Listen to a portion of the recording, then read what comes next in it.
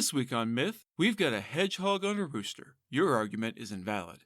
You'll learn what happens when you wish too hard, what a hedgehog's favorite instrument is, and why you should obey legally binding contracts.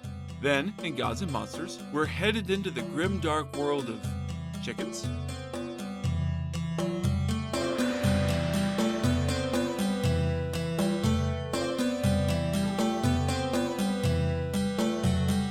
This is the Myths Your Teacher Hated podcast, where I tell the stories of cultures from around the world in all of their original, bloody, uncensored glory.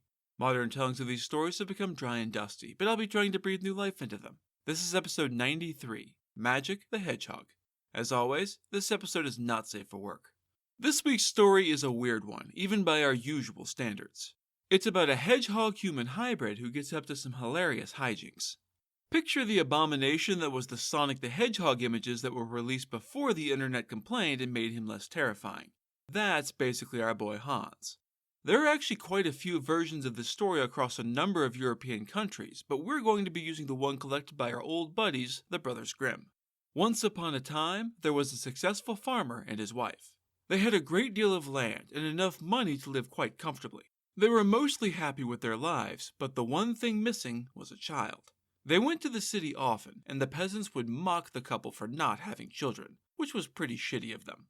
This happened often enough that one day he came home enraged. He shook his fist at the heavens and shouted, "I must have a child! Any child, even if it's only a hedgehog or some bullshit!"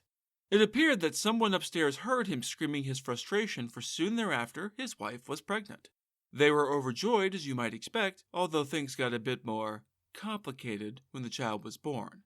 See, whomever had been listening to the farmer had really been listening, and, in some real monkey's paw shit, the baby was born a boy from the waist down, but a hedgehog from the waist up. He was, in fact, a hedgehog or some bullshit. His wife was horrified by the strange creature in her arms and clearly blamed her husband for wishing for this, even if he hadn't really meant it the way it had been taken. The farmer shrugged. I'm sorry that I wasn't more careful with my words. I really didn't think it would change anything. We wanted a kid, and now we have one, sort of, so there's really nothing to be done but baptize him and raise him as well as we can. We can't really ask anyone to be his godfather, though. That would just be too weird, right? His wife nodded slowly.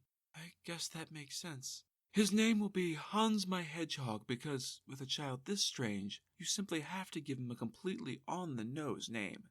Thus was Hans brought to the pastor to be baptized. For his part, the pastor was completely cool with it. He did point out that the boy's parents were going to have to come up with some unusual sleeping arrangements. With his sharp quills, he wouldn't be able to sleep in an ordinary bed. Everyone agreed that this was the case, and so a bed of straw was made right behind the stove for Hans to sleep in. They quickly realized that breastfeeding was right out as well, since his quills proved quite perilous. It's not clear if they fed him something else instead, or if he just starved, somehow surviving in spite of the neglect. What is clear is that, after 8 years of the half-human, half-hedgehog Hans sleeping behind the stove, his father was sick of him and wished that he would just hurry up and die already. Despite the horrible neglect, Hans just lay there and survived. As it so happened, there was a fair in the city that seemed like a lot of fun.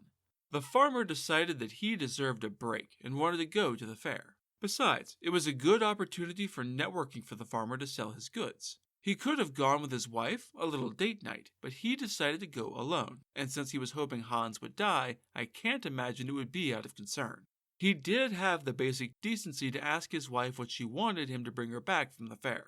She asked for a little meat, some bread rolls, and some necessities for the household. He then asked their servant girl what she wanted, which turned out to be a pair of slippers and some fancy stockings. Finally, he asked Hans my Hedgehog what he wanted from the fair.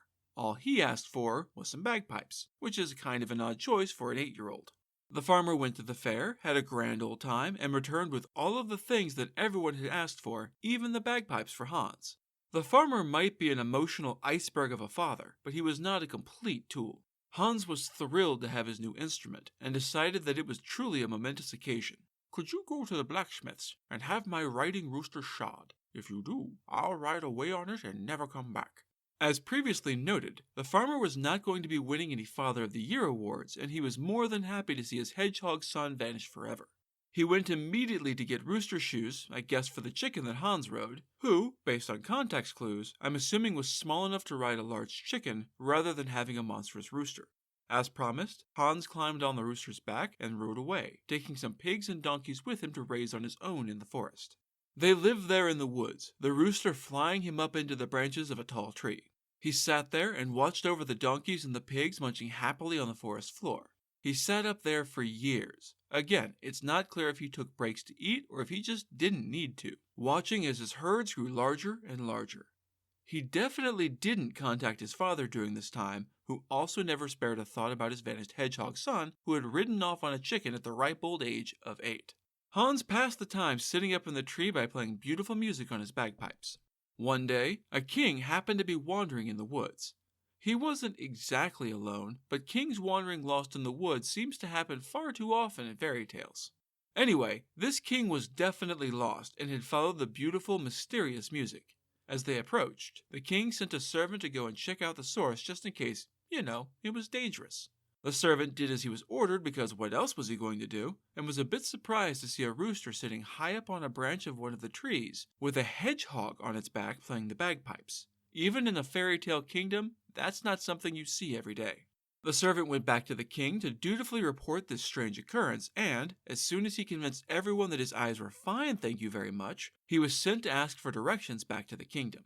There are more than just the one kingdom in these parts, but apparently hedgehogs have a great sense of direction because Hans did in fact know the way.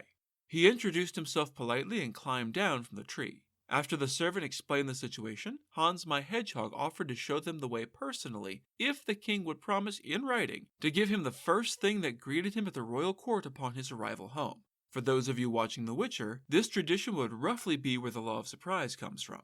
The servant went back to the king again and conveyed Hans's offer. The king considered it and, being an asshole, as kings often are, he decided to screw the helpful hedgehog over.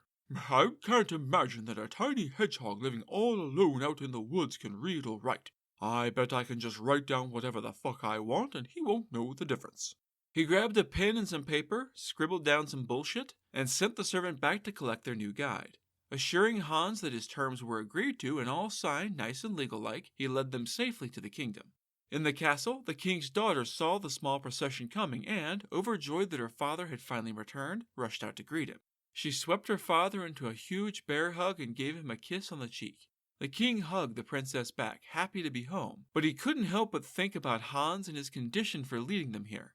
He pulled her aside and told her the whole story about finding the odd hedgehog riding a rooster and playing the bagpipes in the wood, about promising Hans the first thing that greeted them at home, and about lying to Hans and writing down that this would actually not happen since Hans couldn't read and wouldn't know better. The princess was relieved to hear this, and told her father that she wouldn't have gone with him anyway. They both had a good laugh at the expense of old gullible Hans. And absolutely nothing happened. Hans went back to the woods with his rooster, his bagpipes, and his herd of donkeys and pigs without anything at all happening to the king and princess for breaking the deal. This was apparently a very busy forest for wandering kings, because it wasn't long before a more different king got lost there.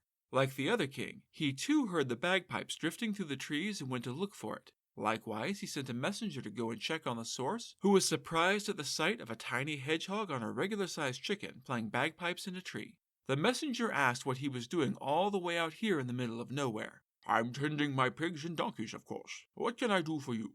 The messenger told Hans that they were lost in the woods and asked for his help in getting back to their kingdom, which is, to be clear, a second kingdom with a second king.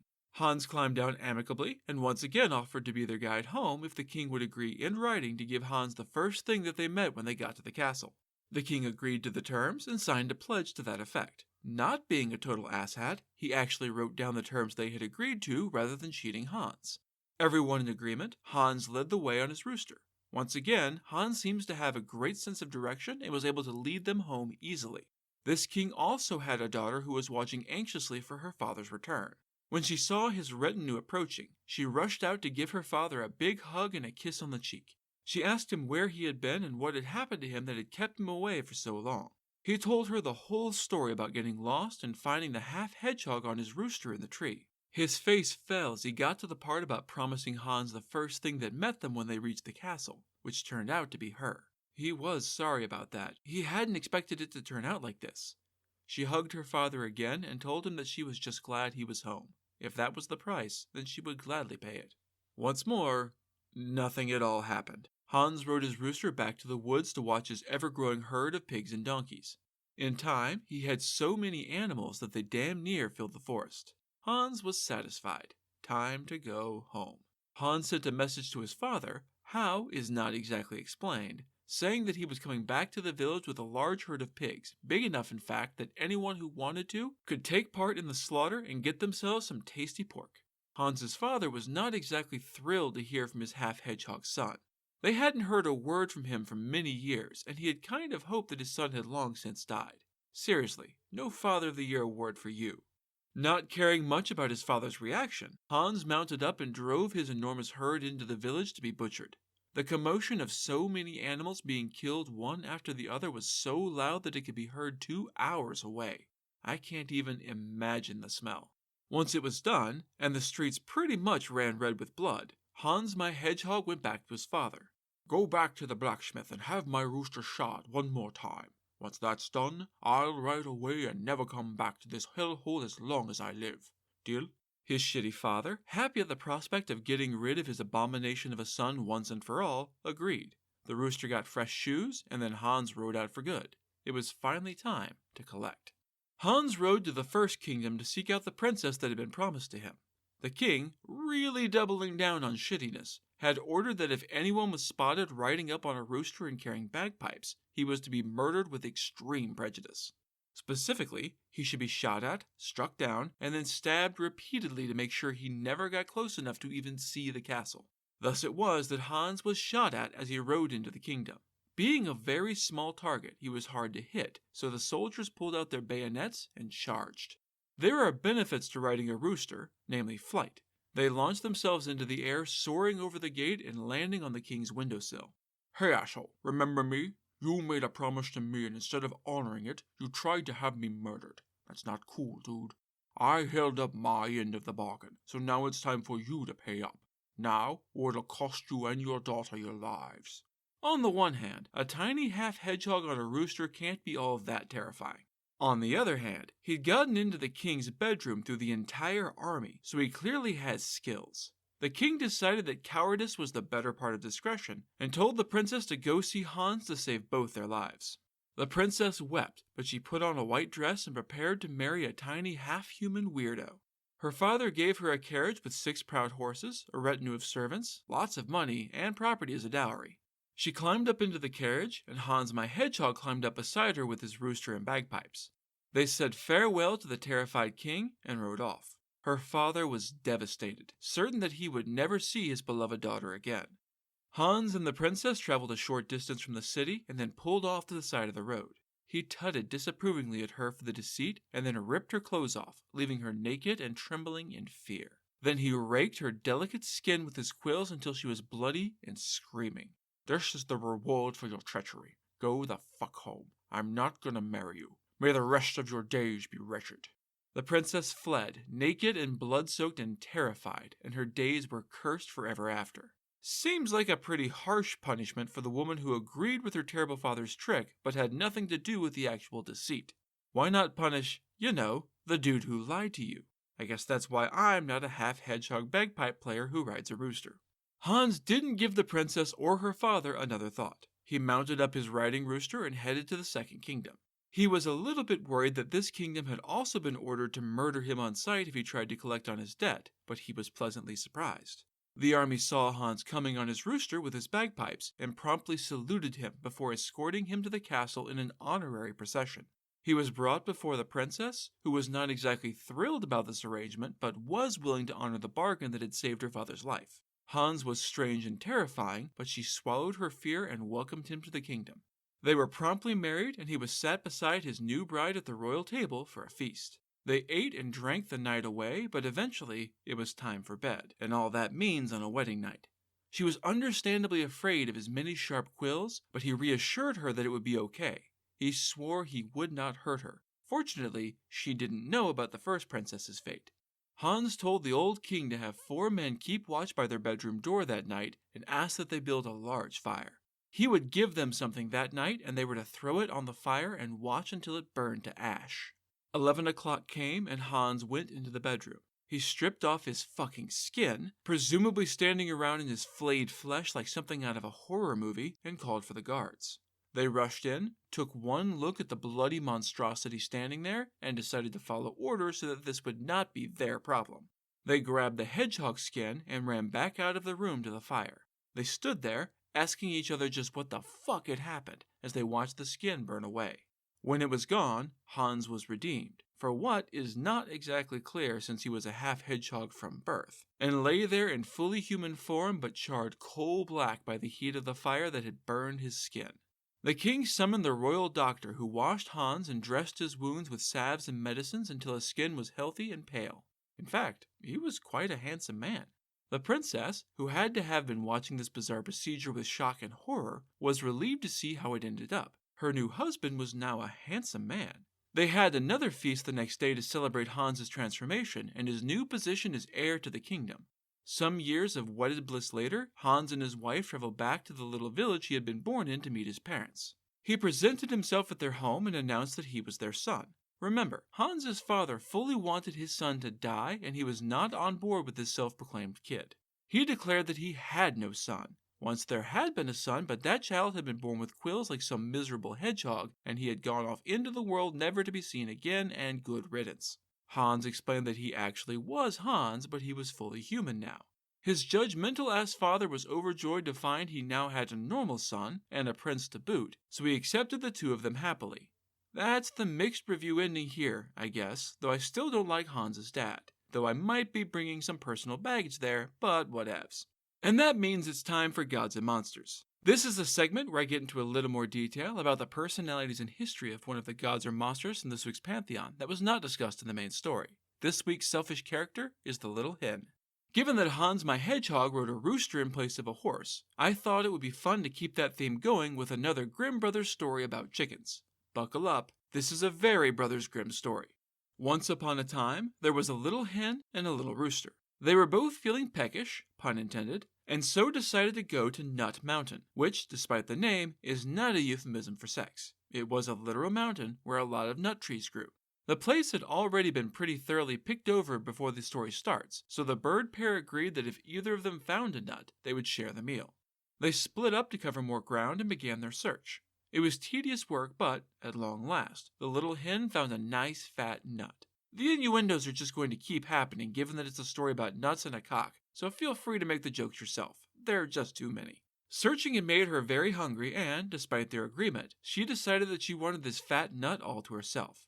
Instead of calling out to the rooster, she gobbled down the nut. Or rather, she tried, because this nut was just too large to get down her throat, and it got stuck. Uh-oh. Despite the fact that choking usually makes it kind of hard to talk, the little hen managed to shout for the rooster. She was very much afraid that she was going to choke to death, so she yelled out for him to run fetch some water from the nearest well before the nut stuck in her throat killed her. The rooster immediately raced off as fast as he could to the well. Fortunately, this was a magic well that a rooster with no hands could manage to get water out of. Unfortunately, it was also a magic well that talked. "Give me some water, please. The little hen is lying on Nut Mountain choking to death on a huge nut that she swallowed." The well considered. "Okay, you can have some of my water, but first, I need you to go to the bride and get some red silk from her." Why does a well need red silk? No clue. Squawking at the delay, the rooster ran off to the bride. "Please, bride, may I have some red silk? I need to give it to the well so that the well will give me some water to take to the little hen who is choking on a nut over on Nut Mountain." The bride considered. "I suppose I can part with some of my red silk, but it's very valuable. So first I need you to go and fetch my wreath. It got caught on a willow branch over there." Squawking in exasperation at the increasing train of requirements on this annoying fetch quest, he raced off to the willow tree to grab the bride's wreath. In exchange for the wreath, she gave the rooster some red silk. In exchange for the red silk, the will gave the rooster some water. Having finally completed his mission, he raced back to Nut Mountain to save the little hen from choking. Want to guess what happens next? If you guessed that this whole complicated ordeal took way too long and the little hen was already long dead, ding ding ding! Yeah, it's almost like you have to fix choking pretty goddamn quickly or it's fatal. Although I don't think the water would have honestly helped matters much, so maybe she was doomed from the start. The rooster was understandably distraught that after trying so very, very hard to save her, the little hen was dead. He sat down beside her body and cried long and loud and hard. Other animals came to see what was happening and joined in the mourning. Everyone had liked the little hen. 6 mice built her a small carriage to carry her body to a final resting place with dignity. Once it was ready, they hitched themselves to it and the rooster drove. As they rode along in the slow funeral procession, they met the fox. "Where are you going, little rooster? What's all the fuss about?" "The little hen died. We're taking her to be buried." "Oh, bummer. Mind if I ride along with you?" "I guess that would be okay, but you need to sit on the back of the cart. You make the mice nervous being right behind them. They'll feel more comfortable with a little more distance." The fox agreed that this was reasonable and hopped on the back of the carriage. They rode on, wolf, bear, elk, lion, and all the animals of the forest riding on the back of the carriage, pulled by some incredibly buff mice apparently, until they came to a brook. It was surprisingly large, certainly large enough to be a problem for a chicken-sized carriage pulled by mice. The rooster was distraught. "How in the hell are we supposed to cross that?" A long piece of straw was laying next to the brook, and it was apparently a magic piece of straw because it could also talk. "I can help. Lay me across the brook, and then the mice can walk across safely. I bet I can even support the carriage." That seems like an awfully dicey proposition to me, but the rooster and the mice thought it was the best idea they could think of. All 6 mice climbed on the straw and started across the water. They got about halfway when the straw broke, because of course it did, and fell into the water. All 6 mice fell in and, unable to swim very well, they all drowned. Hey, I warned you this was a Brothers Grimm story. Rooster was devastated and had no idea what to do next. A live coal came rolling down the hill. From where, I have no idea because that's a very random object that just wandered by. It had heard what had happened. It too could talk and offered to lay across the water as a bridge. I mean, this is a live coal, which means it's basically on fire, but no one objected. The coal laid itself across the water, which is a very bad place for a coal to be. When the brook touched the hot coal, it hissed and steamed and died, breaking apart and falling into the water. Well, shit. A stone watched this, and it turned out to also talk and also be willing to lay across the water as a bridge. I don't know why the rock didn't speak up first, since it's a lot sturdier, but maybe it's just a slow thinker, what with being made of stone and all. Rooster hitched himself to the carriage and pulled it along while all of the other animals climbed in the back. I don't know why they didn't just walk, but there it is. Rooster had to strain to pull the heavy load, but he made it across the stone safely, pulling the carriage. Unfortunately, a cart loaded down with a bunch of heavy animals is a bigger load than a single chicken, and the stone rolled under the weight. All of the animals tumbled into the water, and apparently none of them could swim, for they all drowned. Miraculously, the body of the little hen stayed on the rock, and so Rooster was able to retrieve it. Unfortunately, he was now all alone with her cold corpse and the guilt of all the dead animals who had tried to follow him. He dug her a little grave in a pretty spot that she had always liked, made a mound on top of it, and then sat there grieving until he, too, died. And then everyone was dead. No happy ending, life is pain. Seriously, the last line of the story is just, and then everyone was dead. That pretty much sums up Brothers Grimm's stories. That's it for this episode of Myths Your Teacher Hated. Keep up with new episodes on our Facebook page, on iTunes, on Stitcher, on TuneIn, on Verbal, and on Spotify. Or you can follow us on Twitter as @HardcoreMyth, and on Instagram as MythsYourTeacherHatedPod. You can also find news and episodes on our website at MythsYourTeacherHated.com. If you have any questions, any gods or monsters you'd want to learn about, or any ideas for future stories that you'd like to hear, feel free to drop me a line. I'm trying to pull as much material from as many different cultures as possible, but there are all sorts of stories I've never heard, so suggestions are appreciated.